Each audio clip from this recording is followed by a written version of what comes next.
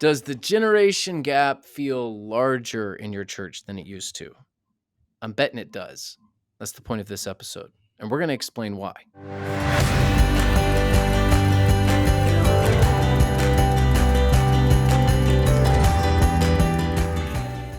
Dad, we have a generation gap between the two of us. We do have a generation gap, and there are many ways that I could respond to that, but I'm not going to say all You of them. sing 60s songs, and I prefer 90s songs, but I don't sing the 90s songs. Well, here's a great thing. I've got grandchildren who sing the 60 songs You with do. me now. Yes. In fact, Colin was went with your mother. My granddaughter Colin went with your mother, her grandmother, for her flute or violin lesson.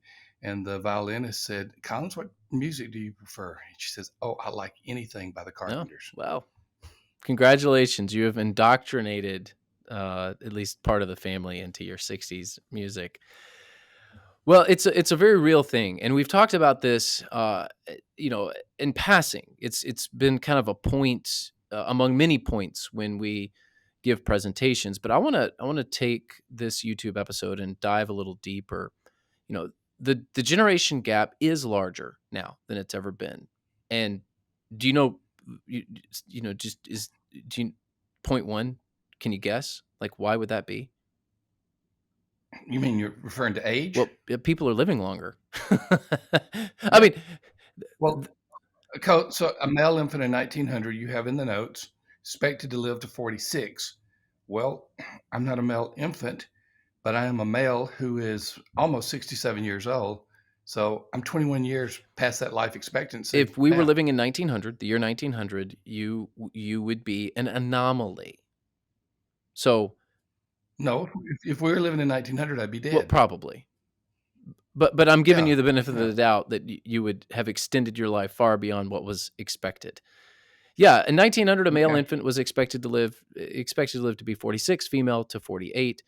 If you fast forward 100 years to the year 2000, the life expectancy of a male infant was 74. Female infant is 80. And obviously longer now because we're 22 years removed from the year 2000. So And not only that, the older you get, the further out that life expectancy goes. You're talking about from the point of correct. infancy.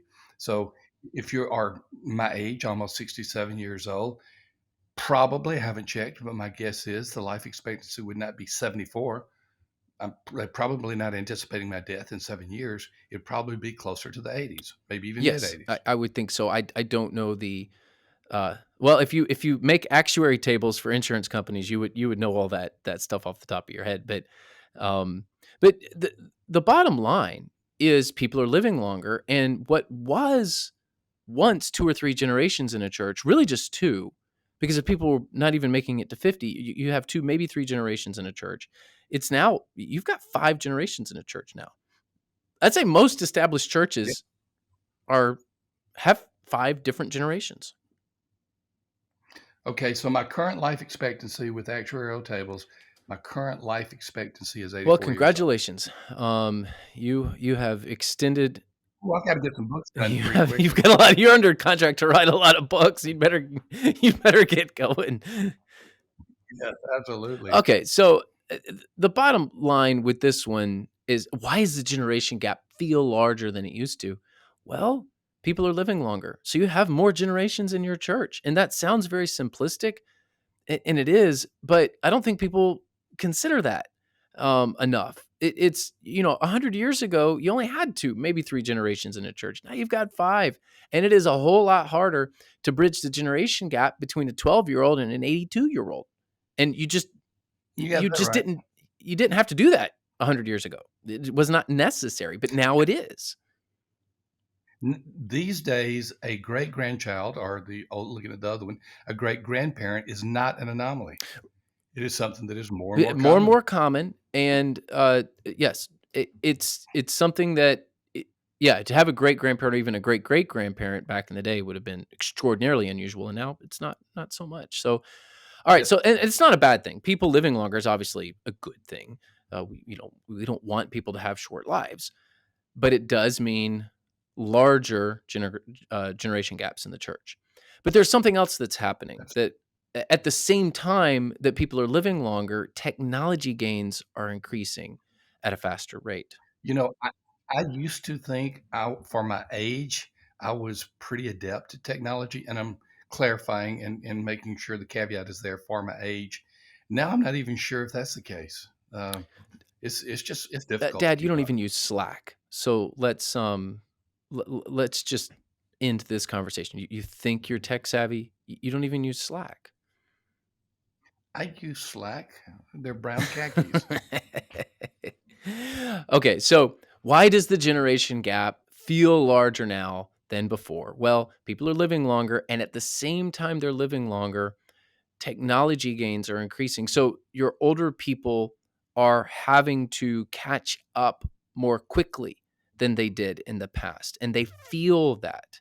And that feeling of I'm falling behind is becoming more and more prevalent in those who are in the older generations. Now I say that I don't want to sound like I'm generalizing too much here, because obviously there are some people who are older who are very up to speed with technology. I would just say that's not the norm, not the norm. When I was a young father, I went to your youngest brother for technology help. He was the closest to it at the time. Now I go to a grandchild Yes, for technology and help. they're very adept. They are natives to Yes, that they are. digital landscape, but the older generations are immigrants into this digital landscape, and you need to think of your generations in that way. There's the great divide of analog and digital, which occurred really at the point of the internet in the 90s, and there's those who came of age before that. There's those who came of age after it, and those are two very different groups of people. So people are living longer, technology gains are increasing. We're a highly digital society. But here's another reason: culture is moving more quickly. It's moving more quickly and it's becoming more dichotomized. It's becoming more separated. It is becoming more divided. Yeah, It is it is it is more so than ever before. You know, you mentioned something not too long ago. I can't remember if it was a podcast or what the context was, but the algorithms that are in social media really reinforce our beliefs. And so when someone has a different belief than that, we think that they're the weird right. people. Yeah, it's called confirmation bias. And the digital landscape, particularly social media, will reward the things that you like. That's the point, that you camp longer on sites that you agree with, and you stay Hmm. and you stick with viewpoints that you lean towards. So the technological algorithms that are out there are rewarding things that you already agree with. Therefore, you're creating echo chambers online, and that happens to everybody. It's all sides. So I've got to give the two of us a little bit of credit here. You and I are pretty intentional about going to places with views outside of we've our own done we've every done an single episode day. on that, of how to read more widely, and what media outlets should you be consuming, and it's good to intentionally seek out the opposing view so that you can better understand it. Okay, They may not change your mind, that's not the exactly. point, but it's always good to understand people. So, all right, why is the generation gap larger than it's ever been? People are living longer. That's obvious, but it does create multiple generations in the church. But at the same time, people are living longer. Technology gains are increasing, and they're increasing at faster rates, and we're becoming more and more digital. And culture is moving more swiftly than it has in the past. We are dichotomized, as you have said. And the last point: churches are often places where people want things to stay the same. And it's easy to see why, because you study the Bible. The Word of God is unchanging. You talk about Jesus. He is the same yesterday, today, and forever. So our doctrine, those things that we have dear to our heart and belief, often becomes associated, at least in our desire to keep them the same, with some of the cultural or change issues in churches. And therefore, we don't want any change because we're used to Yeah. stability. Everything is moving so fast in the world. We want the church to be the place that is our anchor. And you know what? There's some good to that, but churches also have to keep pace with culture. And unfortunately, you will fall behind if you change nothing in the church. And that can be a problem for church leaders, because a lot of times your older generations are the ones that want things to stay the same because it most mirrors when they came of age 20, 30, 40 years ago. And it's an understandable position, but it's one that is unattainable, because guess what? The world is going to change, and the next generation is coming up, and they're going to change things too. So the generation gap feels larger because it is larger. And want to thank you for joining us on this YouTube episode. Want to also encourage you to grab a copy of the Church Revitalization Checklist, my newest book.